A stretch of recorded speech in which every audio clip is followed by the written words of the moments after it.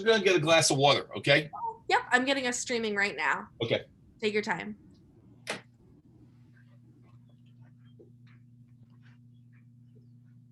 And then Jenny, you'll have your eyes on the the YouTube stream. Of course. Perfect. We are live now. It's still, I'll send you the link anyways, just to make sure. Okay.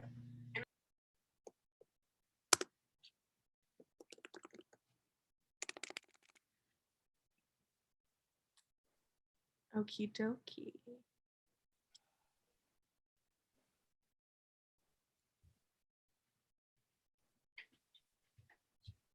Okay, I'm coming back. And I was starting to ask, so, and Jenny, what's your official title? My official title, I'm the events manager for the Student Assembly. But you know, it's a changing role. So. But do you guys work together often? For sure. Yeah. Okay.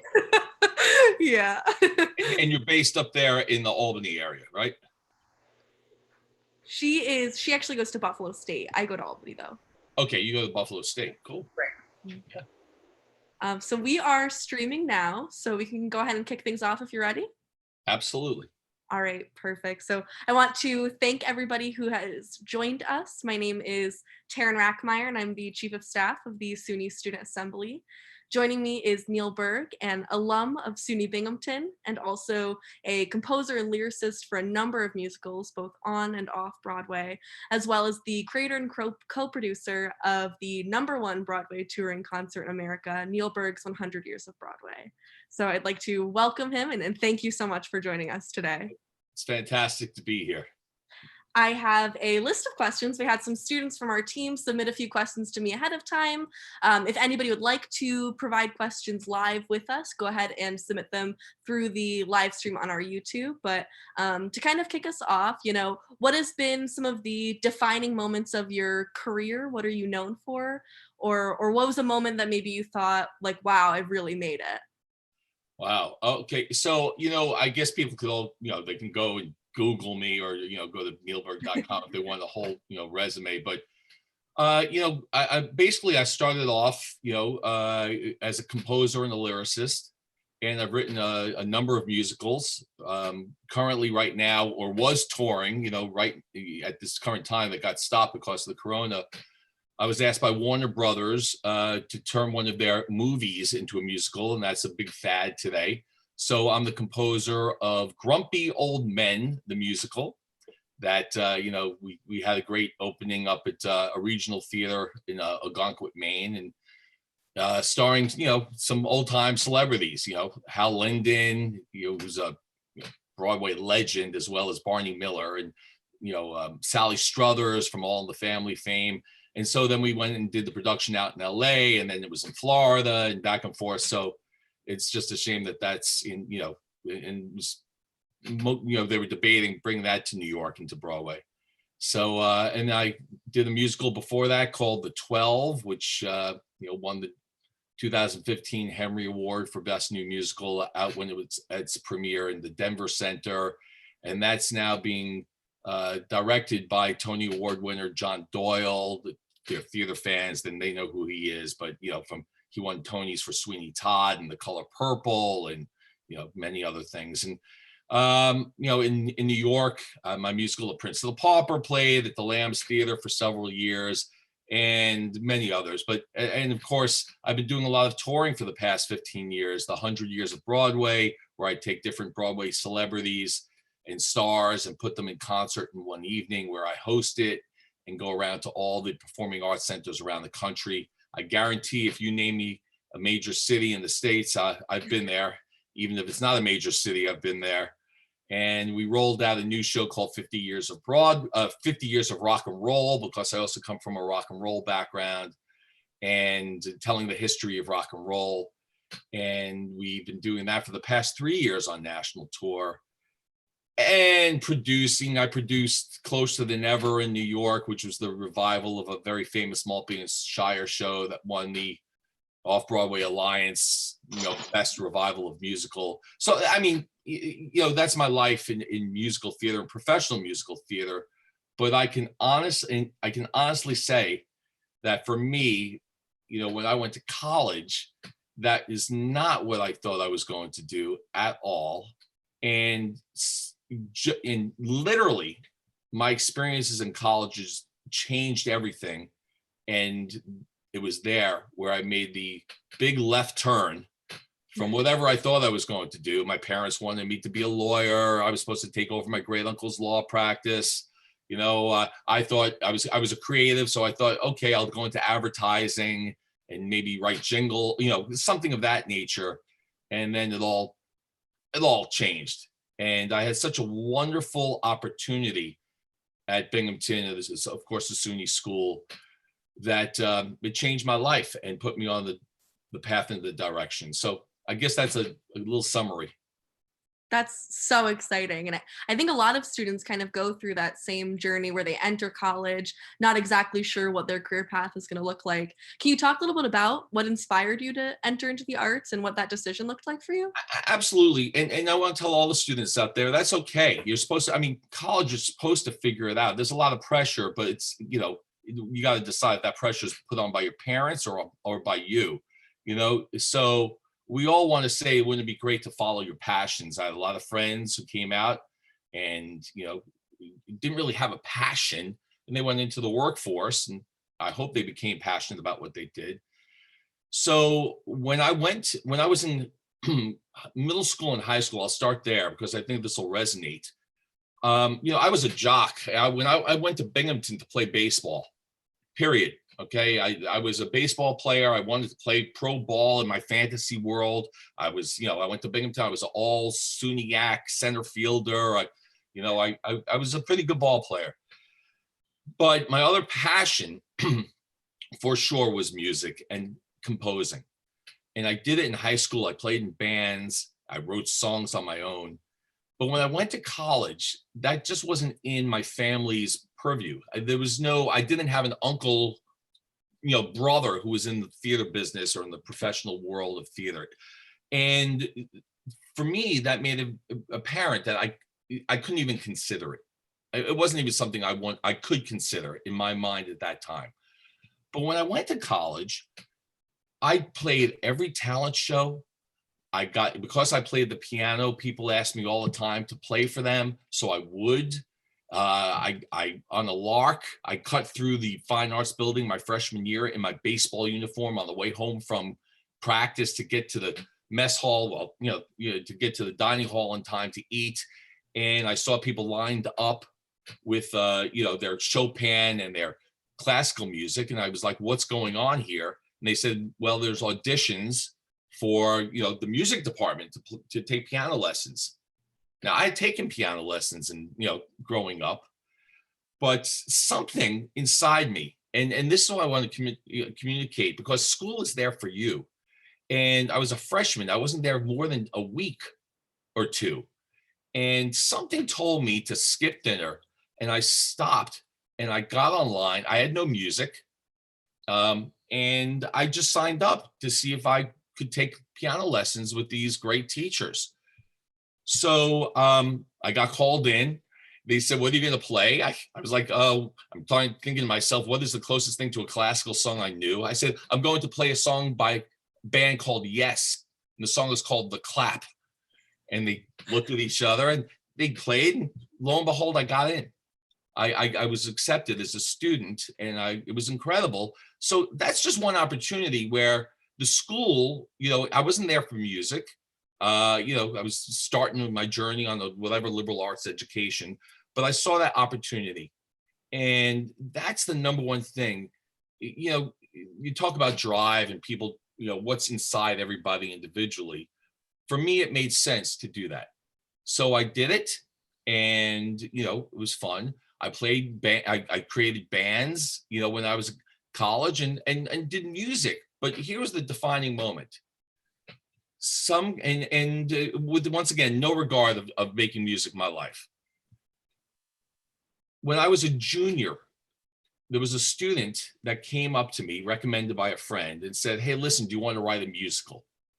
Now, all my favorite rock and roll albums were basically musicals. Pink Floyd's The Wall, Genesis' Lamb Lies Down on Broadway, The Who's Quadrophenia, and Tommy. And like I said, I did musicals in middle school.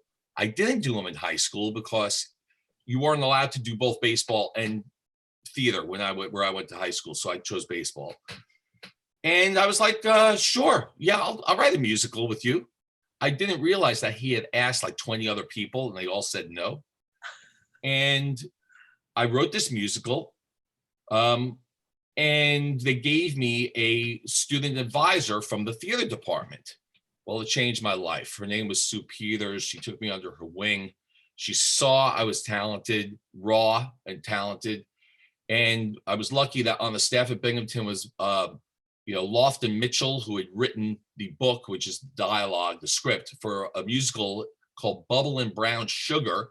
And I didn't even know he was at the school, and I couldn't believe it. And then here's the other thing, and I think it's important, not to go on too much, but this is, I really think, the biggest point I can make to a student. They told me they were going to let me, we went to the faculty, and they said they were going to put our musical on. I couldn't believe it. Oh my gosh, my first musical, they're going to put it on.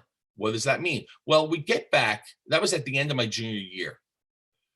At the beginning of my senior year, the professor who was in charge of programming the shows comes up and says, Neil, I see my collaborator, the kid who asked me to write the musical. He was a freshman. I was a junior when that started. So now he's a sophomore. I'm a senior, beginning of our years. And I see him hysterically crying in the hallway. I said, what's going on? He said, they're not going to do our musical. I said, the heck they're not. They told us they were.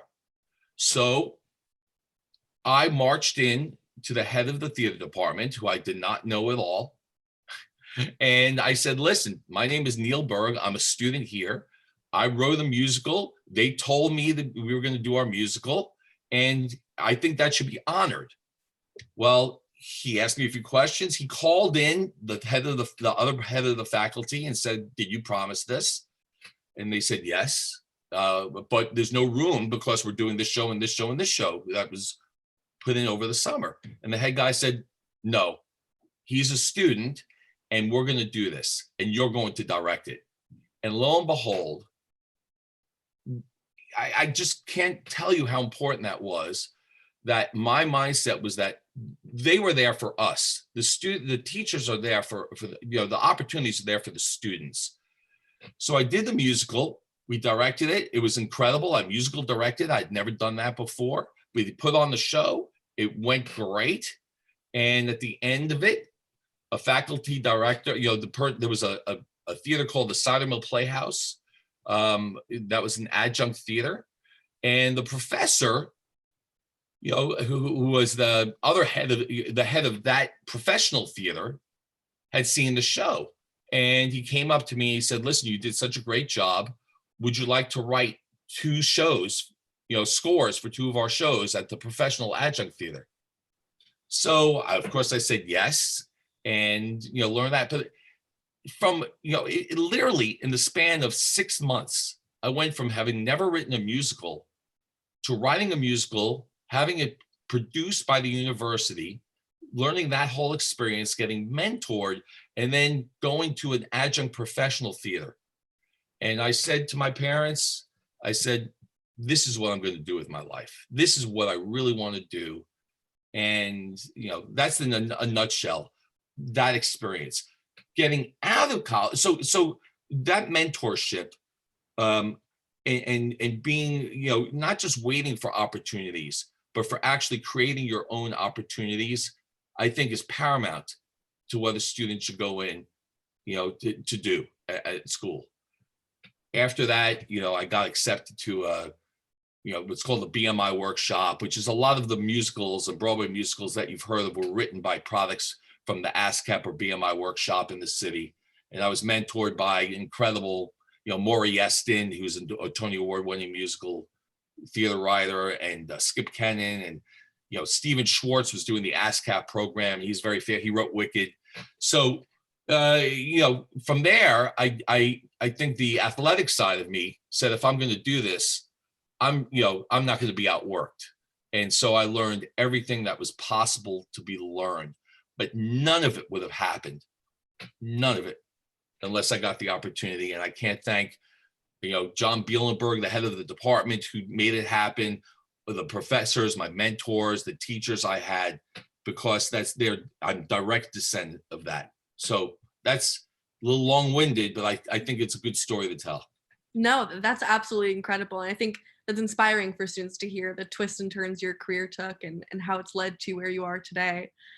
And I want to kind of focus in on a couple of things that you mentioned. So you talked a lot about your experience as a student athlete, and a lot of the students that are joining with us live right now primarily are coming from student governments and other student leadership opportunities. What was your student experience? What were you involved in outside of the classroom on campus, and how did that kind of contribute to where you are today? Right. So as you can tell, I was very driven. And as soon as I got there, I realized that at that time, our university was not a rah-rah, big-time sports school. And I didn't like that because I was. And so I got involved as a freshman with the Student Athletic Council. And there was a crazy guy, Bill Palello, who was running it. And he became the mascot of the school. We were the Colonials back then. We weren't the Bearcats at Binghamton. So he was Colonial Bill. He'd have his pistols and go around the games and, doing crazy things. And he was a senior. He graduated. Well, they needed somebody to take over. And it wasn't like you dressed up in a Bearcat costume. It was me. It was you as a person. And I would, the equestrian team would get me a horse. I'd never ridden a horse. And I'd ride around the campus, trying to, get school spirit. And maybe I shouldn't tell a story, but I think I will. There was maybe 200 people that went to a basketball game back then when I went, which I entered in the fall of '82. So now I'm talking about '83. And back then, the drinking age was still 18. I was grandfathered in. So I said, how could we get students to get interested in student sports and go to the basketball games, right, as a unifier? So my buddy, his name was Jose Hernandez. We took over the Student Athletic Council, and I, wore my hat, and I became Colonial Woody. That was my nickname, Woody. So I was Colonial Woody. And the question, we got, there were 3 living campuses back then. And at 6 o'clock, I put a free keg of beer in one. And we started there. This is for the opening of the basketball season, because the game started at 8. We then, at 6:25, left that campus. Everybody came with me, and we had another free kegs at College in the Woods. And then at 7:15, we went to 7, whatever. We went to the Hinman. By the time it was 7:50, about 2,000 very enthusiastic, lubricated students out of nowhere entered the gymnasium, and people could not believe it. And from that day on, so all of a sudden there we are with this, we used to call it the Psycho Squad. And, I'm running around shooting the players and cheerleaders and doing all crazy things for 3 years. But, that's another, opportunity that I saw that I wanted to take advantage of at college that they don't put in the student handbook. And by that, we were able to do it at soccer games and create some school spirit, to the point where we got written up in Sports Illustrated as one of the toughest places for a visiting team to play, because it was so crazy and rowdy at Binghamton University. So that's one thing that I did at Binghamton that was also kind of theatrical, and that was way before I decided to write a musical.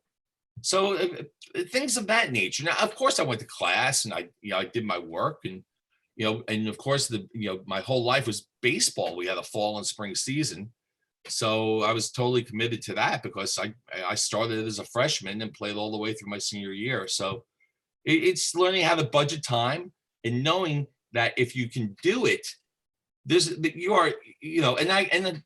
look, I had fun. I had good grades, but I wasn't going to live my life only for that reason. And I don't fault people who do. I mean, if that's their passion and their reason, they're there to schoolwork.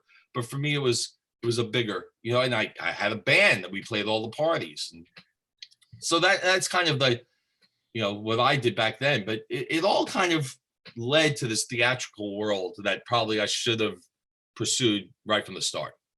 Absolutely. And so you've talked a lot about, how SUNY has contributed to your success in your career today.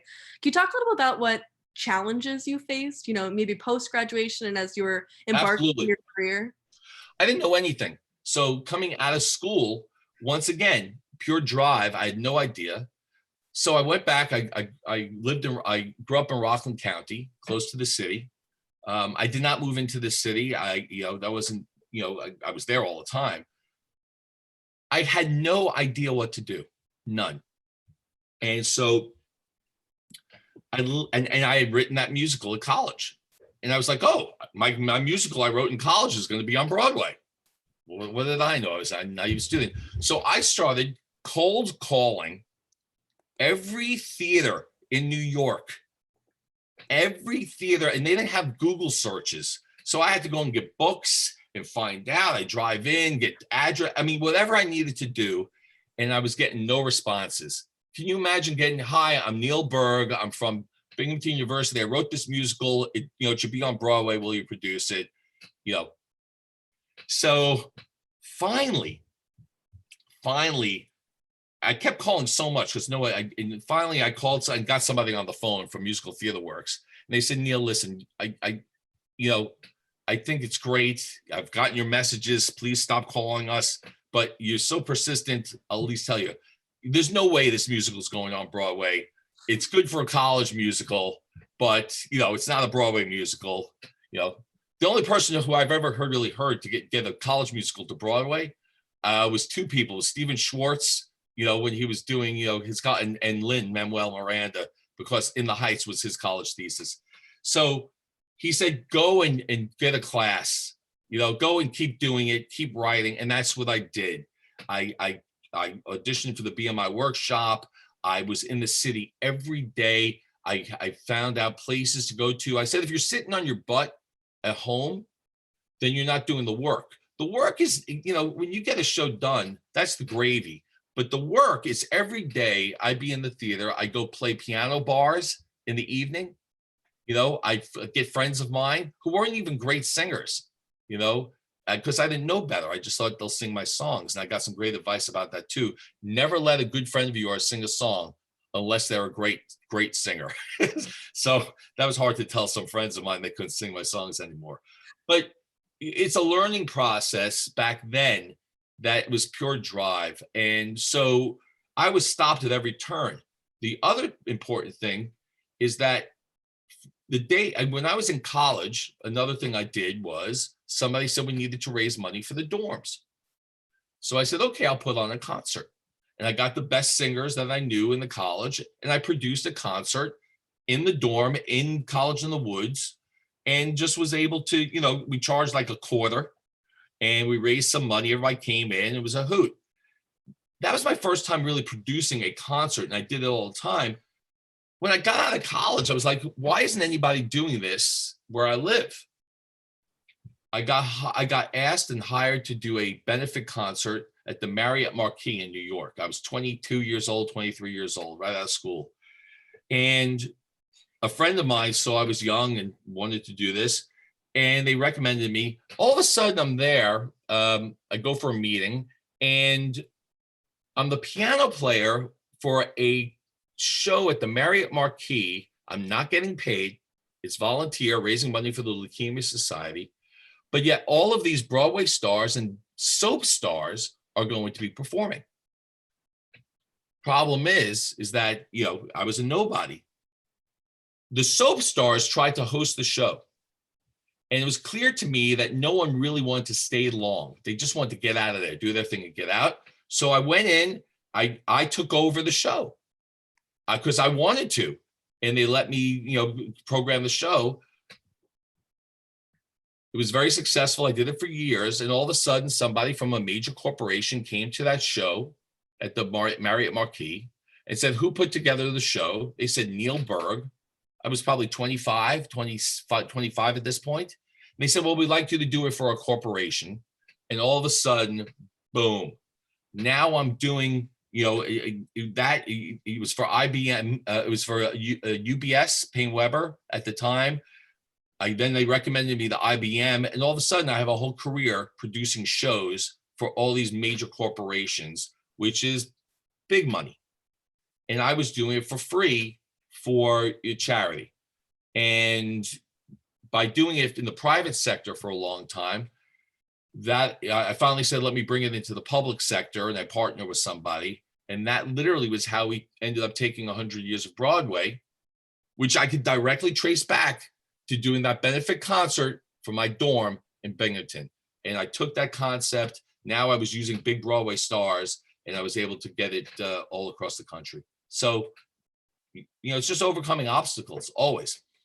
Wow. And for those of you who might have joined late, that is now the #1 Broadway touring concert in America. So that's absolutely incredible.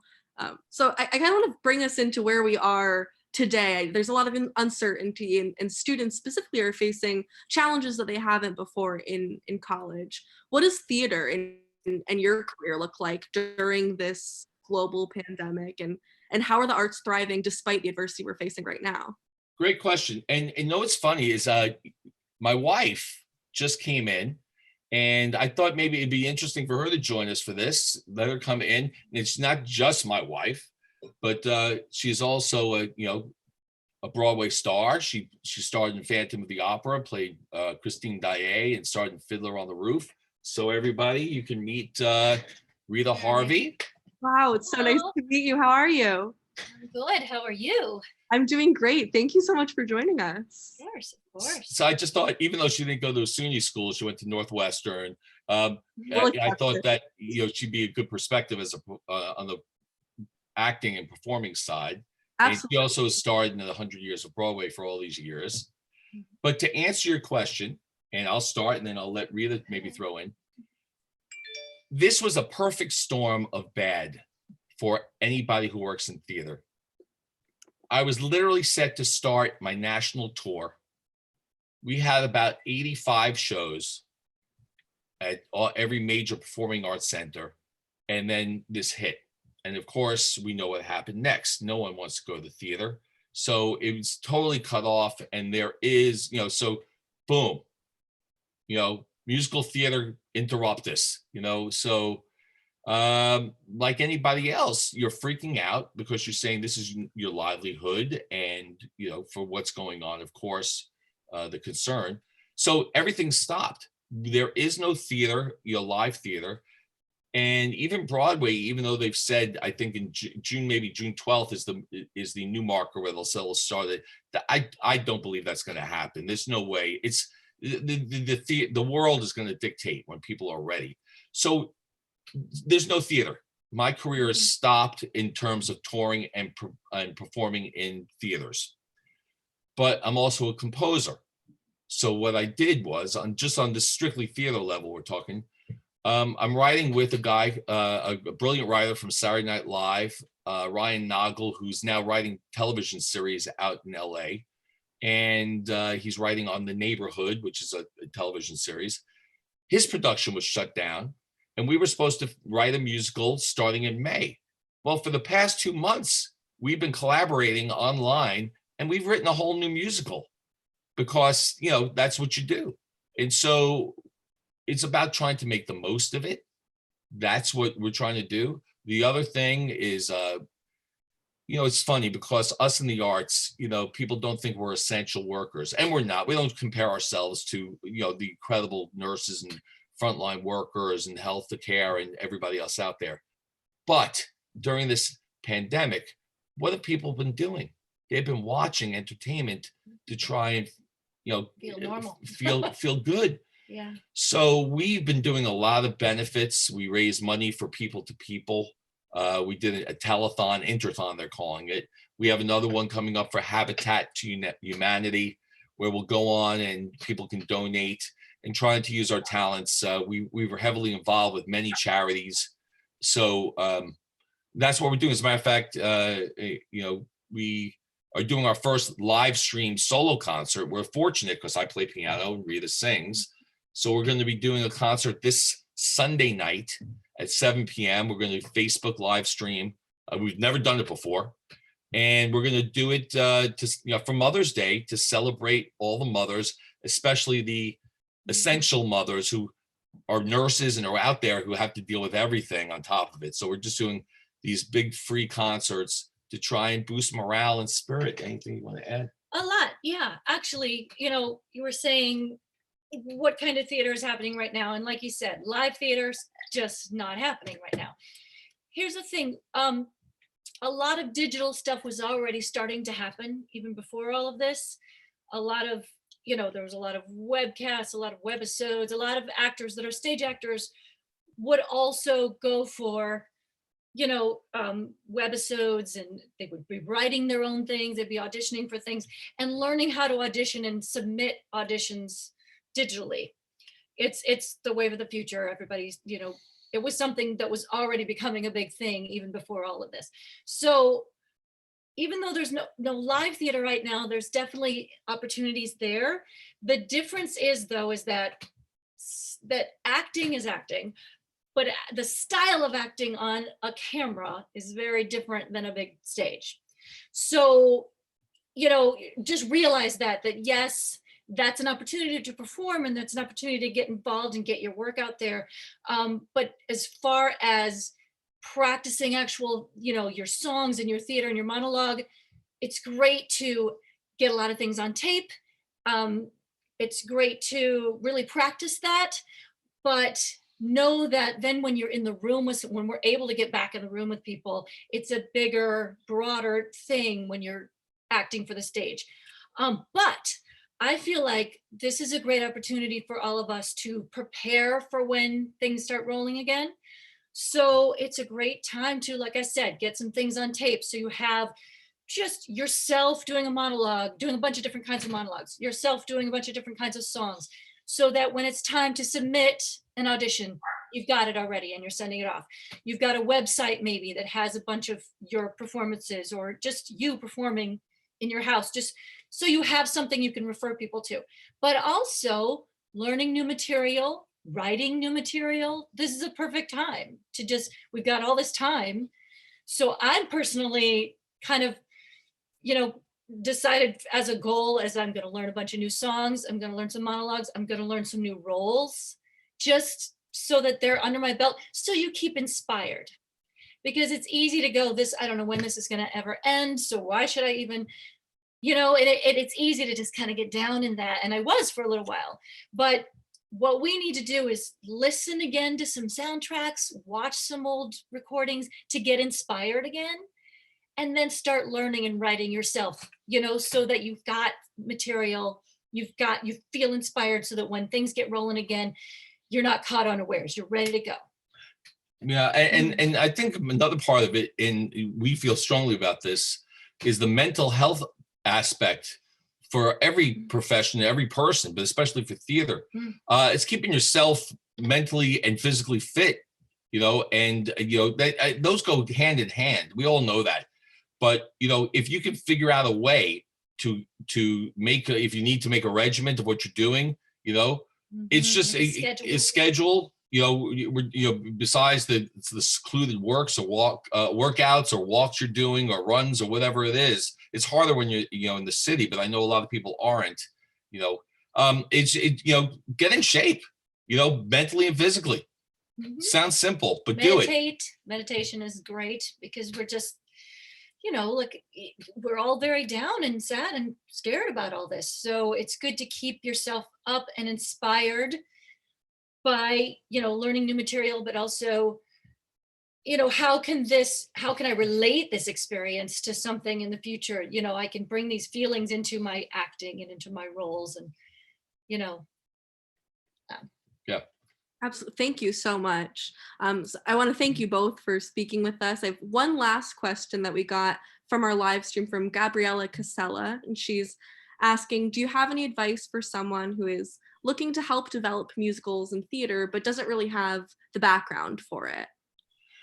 Wow. Okay. So I get that all the time. So you first of all, I think it's great that you just do, I know a lot of people say, let's just do it. I'm going to write a musical. The first thing is I'm going to give some simple things to do, but a lot of people don't do them. All right. One is watch musicals and then read the script of musicals, because there's a construction of how to do it. There's different ways, but when you're taught, there's a craft of writing a musical, and it just doesn't happen by accident. The first song is usually a statement or a thesis song. That's the opening number. The second or third song is the I want song, where the character, it basically sings what they want so the audience can go on the journey and root for them. And, there's charm songs and, so there's a craft to it. So my thing is, you can learn the craft. Yes, you could look, you read a book, but I tell people to go back and read some of the old scripts. Just see the Fiddler on the Roof and see how it was constructed. There's a reason that we all still use those as the barometers, for what we want to do. Even even Hamilton, okay? My Alex Lacamoire is the musical supervisor, and I've worked with him before. He's, that's a collaboration, and it's about working with people who are smart and know and are helpful in helping seeing your goal take shape. But learn how to write a musical before you do it, if you can. If not, take advice and go in and try. The BMI workshop is still there. There's the ASCAP workshop you could try and audition for. The idea of getting a musical on, how I started when I didn't know anybody, is I would go to community theaters and find a workshop in the space and just find some performers, get in a room, have them read your material and sing your material, and just be in a room. That's what we do. We just get in a small room. Once we've written something, and we'll read it with friends just to hear how it sounds, and then find a good director or a dramaturg who can help you construct it and be open to advice. Musical theater is a horror show of a marriage. At the end of the day, there's about 20 people in your marriage, and you have to have respect and listen to them all. And, the alpha ends up being, you think it's the writer. It is the writer until you hire a director, and then the director comes in and takes over. So, there's so much to that question, about what you can do to try, but to create opportunities, because if you think you're just going to go to a theater and they're going to do it, yes, you should be applying and writing for grants and trying to get it out there.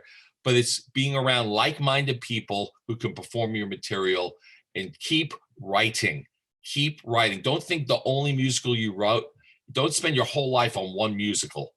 Write, get it done, set a goal. I usually, say I'm going to do a reading of my musical 6 months after I start. So I have an end goal. So I know I need to have something. And then you go on and you find other people to write with, find brilliant writers. Don't do your friends unless they're brilliant. All right. Friends are great. Right. But make sure they're friends. If I was going to go with my best friend who wasn't a good writer, or a person who I never knew who's a great writer, that's what you're searching for. You want to work with great people. Thank you so much. And this has been so wonderful. I want to thank you again for joining us today, and have a great rest of your night. All right. And if anybody has any other questions, they can hit us up, Neil Berg, .com, or Facebook or whatever it is. And we'd be happy to answer as many questions as we can. Okay. Thank you so much. You're welcome. Thank you.